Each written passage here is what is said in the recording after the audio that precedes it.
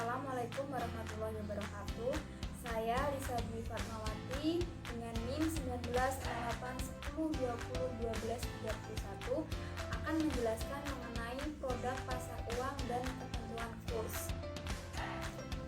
Materi dalam produk pasar uang meliputi yang pertama yaitu pengertian dari pasar uang itu sendiri, dan yang kedua adalah pelaku dalam pasar uang, lalu fungsi pasar uang, dan yang terakhir adalah instrumen-instrumen yang ada dalam pasar uang itu sendiri dan bentuk sistem nilai tukar atau bentuk sistem kurs itu sendiri. Menurut Anuradha dan P. Ciptakarti pada tahun 2001 halaman 20, pasar uang merupakan tempat pertemuan abstrak para pemilik modal jangka pendek yang menawarkannya kepada para pembeli untuk memenuhi kebutuhannya, baik secara langsung maupun secara pura-pura. Dengan demikian dapat disimpulkan bahwa pasar uang merupakan suatu tempat diperjualbelikan dana-dana dan surat berharga yang memiliki jangka waktu kurang dari 1 tahun atau disebut juga dengan jangka pendek. Maka dari itu, pasar uang bisa disebut juga dengan pasar likuiditas primer, sehingga pelaku utama dalam pasar uang meliputi yang pertama adalah lembaga-lembaga keuangan, misalnya bank, dana pensiun, dan perusahaan asuransi. Dan yang kedua adalah perusahaan-perusahaan besar, di mana perusahaan-perusahaan ini sudah go public dan mampu menerbitkan commercial paper. Dan yang ketiga adalah lembaga-lembaga pemerintahan, yaitu Bank Indonesia yang sudah menerbitkan SBI. Dan yang terakhir adalah individu-individu, di mana yang dimaksud individu-individu ini merupakan rumah tangga yang membeli SBI. Lanjut, yaitu adalah fungsi dari pasar uang itu sendiri. Meliputi yang pertama yaitu mempermudah masyarakat memperoleh dana dengan jangka pendek yang dapat digunakan untuk pembiayaan modal kerja dan pemenuhan pembiayaan jangka pendek lainnya. Dan yang kedua sebagai penghimpun dana yang berupa surat-surat berharga berjangka pendek. Dan yang terakhir adalah sebagai sumber pembiayaan bagi perusahaan yang ingin melakukan investasi. Yang selanjutnya adalah instrumen yang berada dalam pasar uang. Yang pertama adalah treasury bills atau bisa disebut juga dengan T-bills. T-bills merupakan surat utang yang diterbitkan oleh pemerintah atau bank sentral yang berada di Amerika Serikat dan memiliki jangka waktu yang cukup pendek, sehingga tidak dimanfaatkan sebagai sarana investasi oleh lembaga keuangan dan perusahaan non-keuangan yang memiliki kelebihan dana. T-bills tidak memberikan bunga secara langsung, tetapi dijual dengan cara diskonto, dengan jumlah diskonto ditetapkan melalui proses lelang. Kelebihan dari treasury bills yang pertama adalah tidak beresiko karena diterbitkan oleh lembaga pemerintahan, dan yang kedua adalah T-bills berada dalam pasar sekunder sehingga mudah untuk diperjualbelikan, dan yang ketiga adalah kemungkinan terjadi kerugian sangat kecil. Instrumen yang kedua yaitu commercial paper. Commercial paper memiliki jangka waktu tidak lebih dari 1 tahun, biasanya hanya 9 bulan. Instrumen ini dianggap sebagai alternatif terbaik untuk melakukan penambahan modal usaha dibandingkan dengan melakukan pembiayaan melalui pinjaman dari bank. Dan yang ketiga adalah sertifikat deposito. Sertifikat deposito adalah pinjaman dalam bentuk deposito yang sertifikat bukti penyimpanannya dapat dipindah tangankan. Kelebihan dari sertifikat deposito yang pertama adalah dijamin oleh LPS atau lembaga penjamin simpanan, dan yang kedua suku bunga yang ditawarkan oleh bank terbilang kompetitif dan dibayar di muka sehingga memberikan keuntungan yang jelas bagi nasabahnya. Dan yang ketiga, sertifikat dapat diperjualbelikan dan dijaminkan sebagai jaminan kredit. Lalu ada karakteristik dari sertifikat deposito itu sendiri. Yang pertama adalah pembayaran bunganya hanya dilakukan di muka saat pembelian dan dihitung secara diskonto. Dan yang kedua adalah jangka waktu sertifikat deposito tidak dapat diperpanjang secara otomatis layaknya deposito berjangka. Dan yang ketiga adalah pencairan dana sebelum jatuh tempo sertifikat deposito adalah dengan menjual sertifikat tersebut kepada pihak lain atau kepada bank yang menerbitkan sertifikat deposito. Instrumen selanjutnya yaitu banker assessment. BA merupakan instrumen jangka pendek yang dipindah tangankan, suatu instrumen pasar uang yang digunakan untuk memberikan kredit kepada eksportir ataupun importir untuk membayar sejumlah dana atau untuk membeli valuta asing.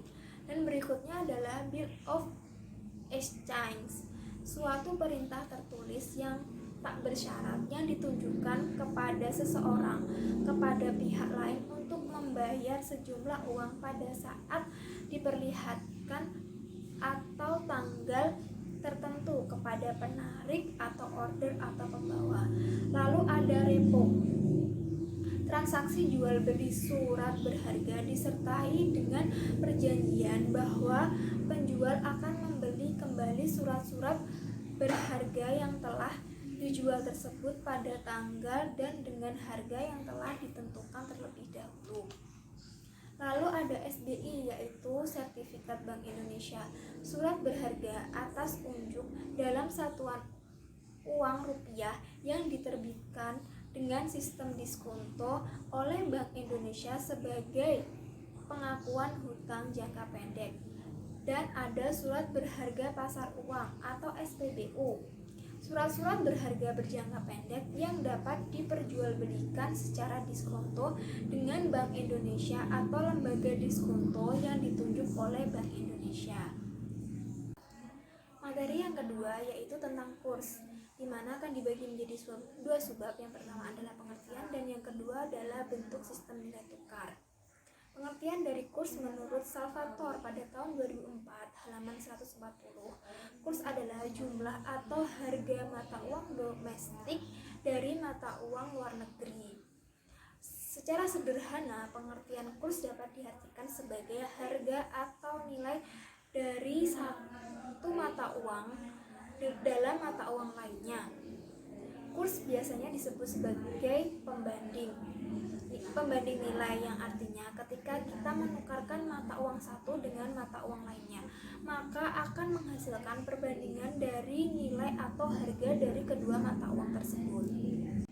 Bentuk sistem nilai tukar yang pertama adalah sistem kurs tetap atau fixed exchange rate system.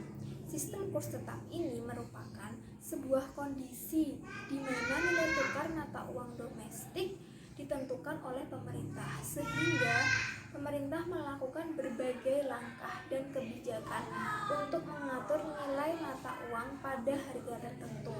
Segala fluktuasi yang terjadi atau pergerakan harga dapat diredam oleh pemerintah atau dengan kata lain diintervensi.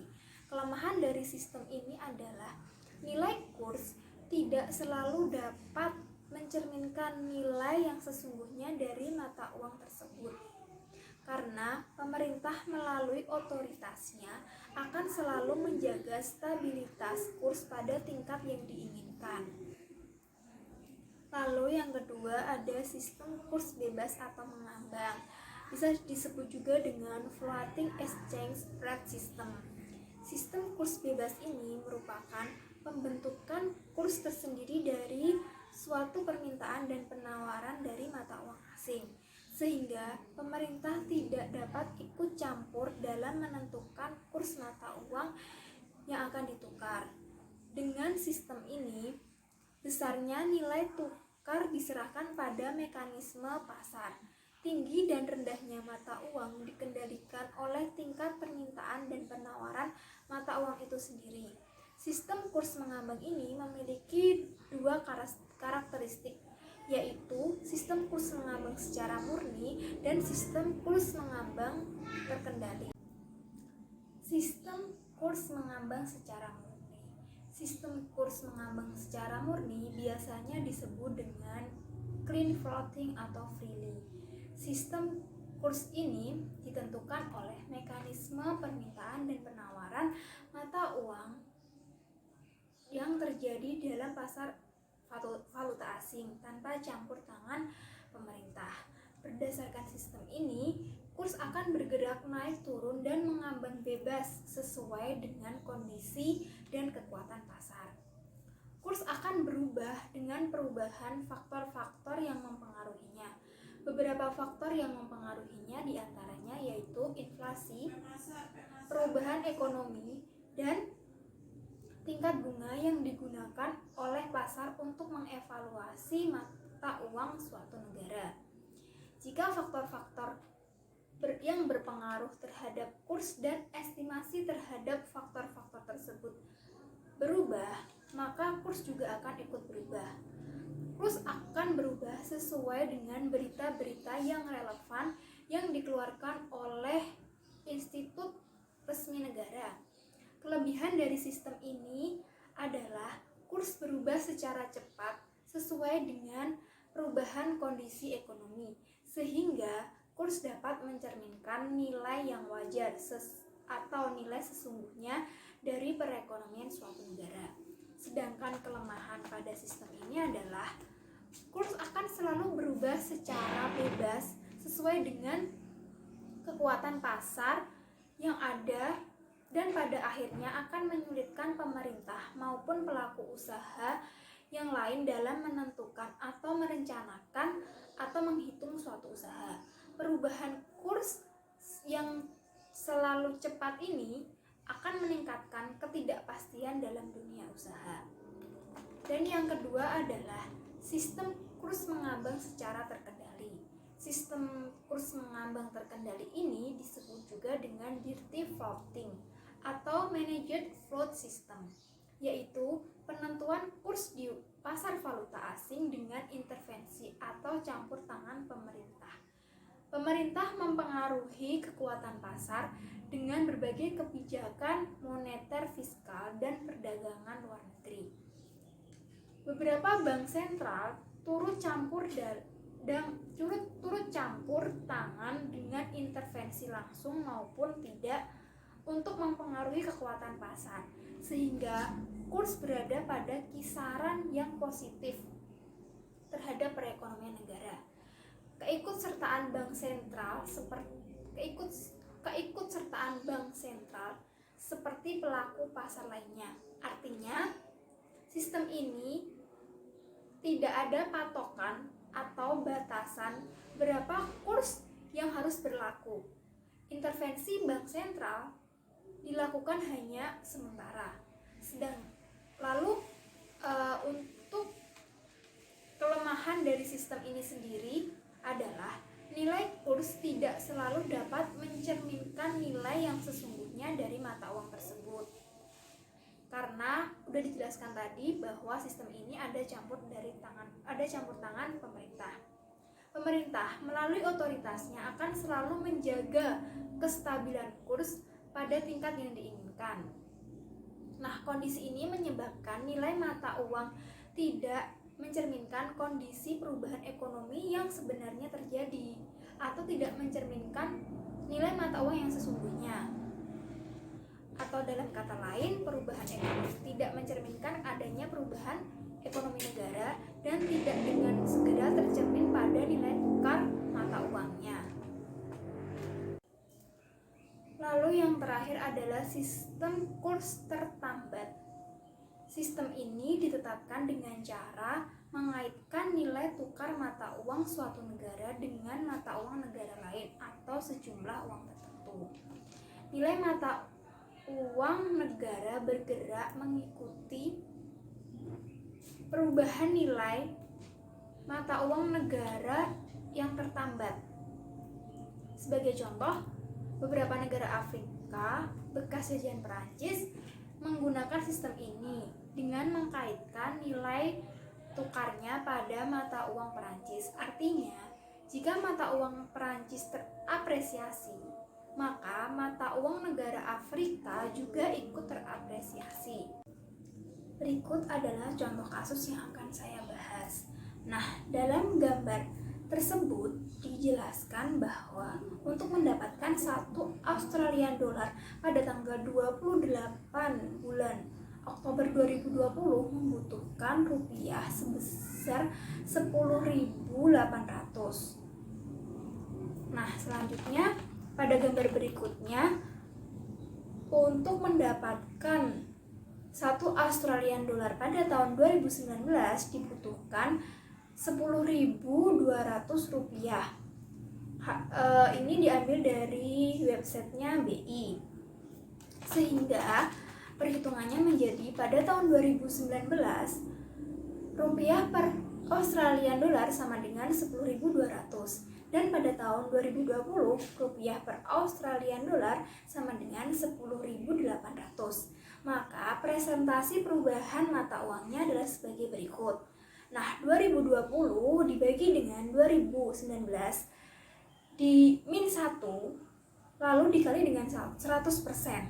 Nah, 10.800 dibagi dengan 10.200 baru dikurangi dengan 1 lalu dikalikan dengan 100%. Hasilnya yaitu 5,88%. Artinya pada saat itu rupiah mengalami atau rupiah terapresiasi sebesar 5,88%. Sekian presentasi dari saya. Apabila ada kurang lebihnya saya mohon maaf. Wassalamualaikum warahmatullahi wabarakatuh.